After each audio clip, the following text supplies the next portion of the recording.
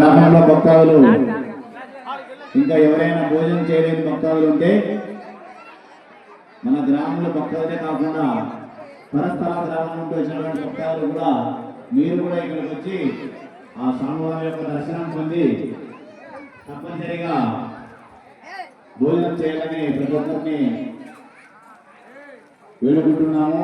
ఎందుకంటే మనము రోజు ఇంట్లో తింటూనే ఉంటాము. ఇలాంటి స్వామివారి ప్రసాదము దొరకాలంటే మనం ఎంతో పుణ్యం చేసి ఉండాలి. కాబట్టి ఈరోజు రేపు ఈ 2 రోజులు తప్పనిసరిగా మనము ఈ స్వామివారి సన్నిధిలోనే భోజనం చేయాలి. అందుకోసమని ఇప్పుడు కూడా ఇంకా ఎవరైనా భోజనం చేయడానికి భక్తాదులు ఉన్నట్లయితే వెంటనే శ్రీ ఆంజనేయ స్వామి దేవాలయం నుండి వచ్చి మీరు తప్పనిసరిగా భోజనం చేయాలని ప్రతి ఒక్కరికి తెలియజేస్తున్నాము.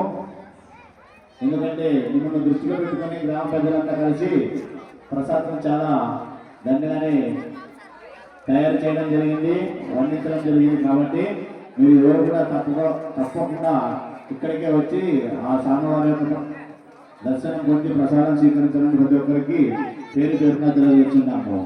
జై శ్రీరామ్.